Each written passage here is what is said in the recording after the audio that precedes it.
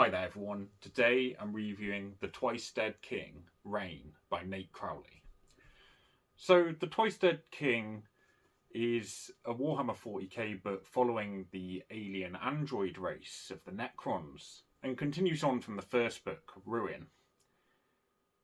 The Twice Dead King, Ruin, sets up the characters, setting and personal dilemma for Oltyx. What next? Well, we continue to see some deep internal struggle with Oltyx, which turns out to be very deliberate and important. But it also helps cast him as heroic, trying to find himself and what he should become. The only problem is, it turns out to be not quite as he would have hoped. He has to decide what to do with his dynasty and avoid annihilation at the hands of an Imperial crusade chasing some martyr's bones.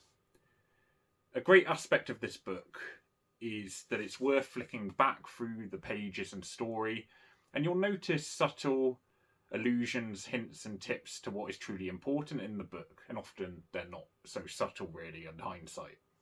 The Twice Dead, for example, refers to something in the first book, and from that you can extrapolate what might happen by the end of this book. There's plenty of foreshadowing, which on reflection was kind of easy to miss on first read through. On page 261 of this book, Oltyx jettisons the tombs of his world, or at least his forces with him, his dynasty, which I believe is symbolic, but also a callback to something Joseras told him in the first book at the end of chapter 2. Flesh passes, but stone is forever. And I think Joseras was trying to impart the importance of the tombs and the legacy of the Necrons and their kind of right to conquest, which is so important to them. But by this book, Oltyx realises that he must cast off the past to an extent and can't sort of stay rooted there. So a lot of this refers to Oltyx finding himself, an archetypal story which easily resonates with the reader and makes him a great character to follow. Some might feel it makes him a little too human, in fact, but personally, I think this is far preferable to having an unlikable main character kind of anti-hero. He's much closer to a kind of hero, I'd say, despite sometimes being quite cruel. Other characters will play their roles well. I'm a fan of the crazy arcane techno magics of the crypteks. That's probably the only way to describe it. So it's hard not to love Mentep's story arc or Zot. The characters and relationships of Yenek, Zoltanek, Lysacor are done excellently and really give you a feeling for the Necron dynasties and the kind of power struggles that go on within them, despite being so alien.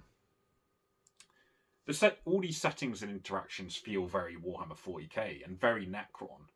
The skolopendra, say that 3 times fast, was a cool inclusion, a creature reminding us of the gothic horror of classic Warhammer 40,000.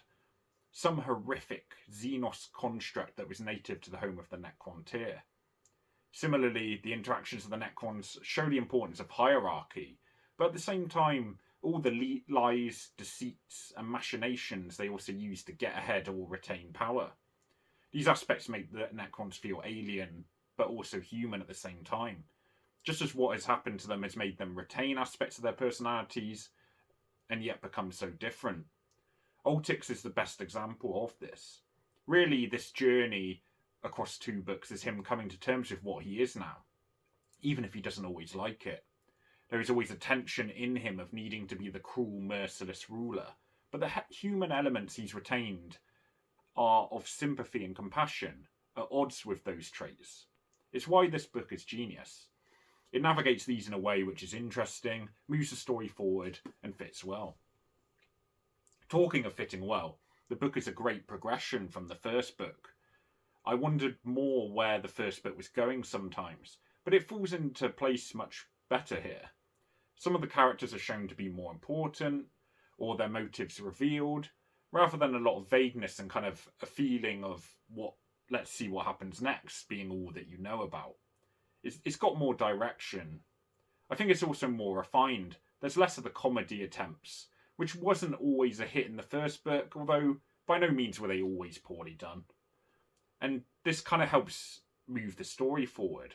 It gets less bogged down also in the Necron terminology or metaphysics, and although those aspects are present, they're utilised more effectively to explain things or explore characters and their personalities. I'm going to open with a quote here. Sought only the advancement of their own power, finished Oltyx, who had heard stories like these before, but Mentep only shook his head and looked out at the violence of the ocean. If only it had been that comprehensible, he whispered. The warlocks sought only to break the limits of the possible, for a reason other than the pleasure of the breaking. They were the worst kind of mad. That's from page 186 to 187. And so sometimes the book feels as if things just come up as they go along. I'm not sure the book flows as well as it could from set piece to set piece, despite the improvements from the first book of direction that I mentioned. The Imperium is threatening Oltyx and his dynasty, but only at sporadic moments do we really feel a pervasive sense of threat. Sometimes events feel like they just come up to conveniently move the plot along. At the same time, though, I do really like how character-centric the book is. I just think there could be better flow with what Oltyx and his characters are doing and moving towards sometimes. The flow might have also helped with certain developments, which are hard to talk about without giving away spoilers.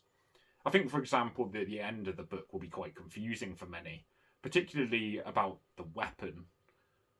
It probably oversteps the lines between making it clear for the reader what's happened and kind of having a fantastical imagery and symbolism. I think it actually oversteps there and makes it a little confusing. So in terms of final score for the Twice Dead King reign, Oltyx, his development and relationships with other characters really make this book. The way the book ends, I would guess we don't get a third book, which is a shame, but he is a brilliant character as we follow him finding his feet. This book stands out because it's unique, unexpected and imaginative. It's probably also sorely underappreciated for how good it is, I think. It's not perfect though. Sometimes it can be hard to follow, sometimes it lacks a little flow, and maybe even lacks a bit of action really. But the characterization, the humanity of the Necron tier and what they've become is cultivated so well here that it makes for a memorable read well worth your time. For Necron fans, it's essential reading in my opinion, and the first book was pretty good too, see my review and I'll pop a link up. But for anyone else, they're a strong duo of books too to just read, and they're pretty unique as I said, so I'm giving this one a 9 out of 10. It's getting a really strong score. It's kind of interesting because it does have maybe more flaws than a lot of 9 out of 10s, but I think in certain aspects it's so strong that it deserves that score. So I'm reviewing plenty more Warhammer 40k books besides much more, so like and subscribe for that, and thanks for watching.